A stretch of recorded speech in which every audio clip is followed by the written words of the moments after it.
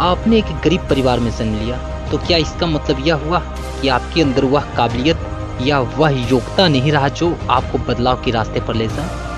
अगर आप ऐसा सोचते हैं तो दोस्तों आपसे रिक्वेस्ट है कि आप इस वीडियो को शुरू से अंत तक देखें, ताकि इस वीडियो को देखने के बाद आप यह समझ सके कि एक गरीब इंसान भी गरीब होकर भी अपनी ज़िंदगी में परिवर्तन ला सकता है। जिसके पास कुछ नहीं है वो भी शून्य से शिखर तक की दूरी को हासिल करने में सफलता को प्राप्त कर सकता है। जी हाँ दोस्तों, आज मैं एक ऐसे शख्स के बारे में बात कर रहा हूँ जिन्होंने कभी इस बात पर अफसोस नहीं किया कि आखिर क्यों उनका जन्म एक गरीब परिवार में हुआ, बल्कि उन्होंने अपनी काबिलियत के दम पर यह सिद्ध कर दिखाएं कि आखिर जिंदगी को कैसे बदला जाता है। मैं बात कर रहा हूँ धीरूभाई अंबानी के बारे में।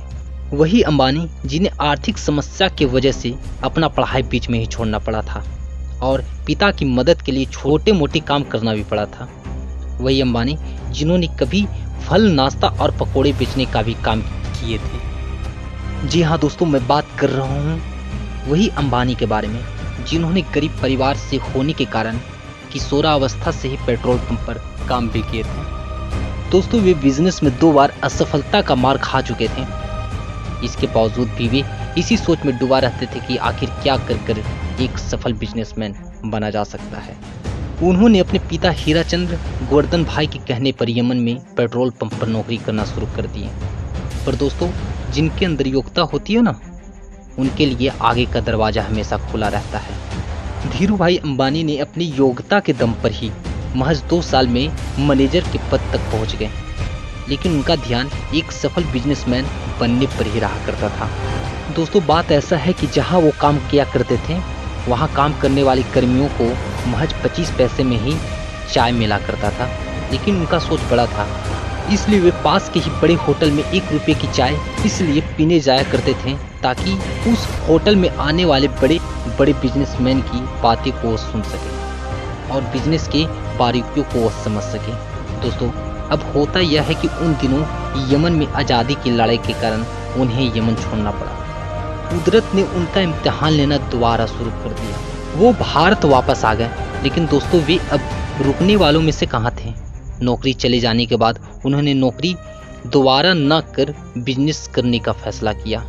उन्होंने देखा कि भारत में पॉलिस्टर की मांग सबसे ज़्यादा है और विदेशों में मसालों की। उन्हें यहाँ से ही बिजनेस के आइडियाज़ आने शुरू हो गए। वे भारत के मसाले विदेशों में बेचना शुरू कर दिए और विदेशों के पॉलिस्टर के सूतों का इस्तेमाल कर वे विमल ब्रांड का वस्त्र का निर्माण करना शुरू कर दिए। महज 15,000 की पूंजी के साथ उन्होंने यहाँ से ही रिलायंस कॉमर्शियल कॉरपोरेशन की शुरुआत की। सफलता उनकी कदम चूमने लगी। आगे की लगातार सफलता पाने के बाद साबित कर दिखाएं कि आखिर सफलता को हासिल कैसे किया जा सकता है।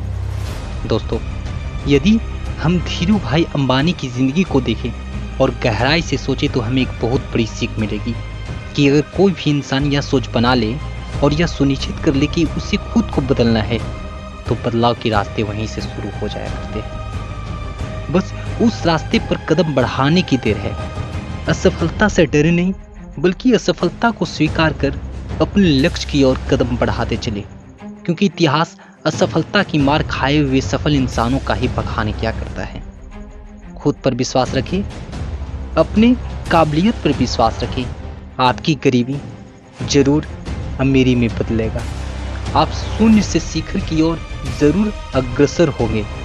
आप आम से खास जरूर बन दिखाएंगे, बशर्ते आप अपने लक्ष्य की ओर बढ़ते रहें।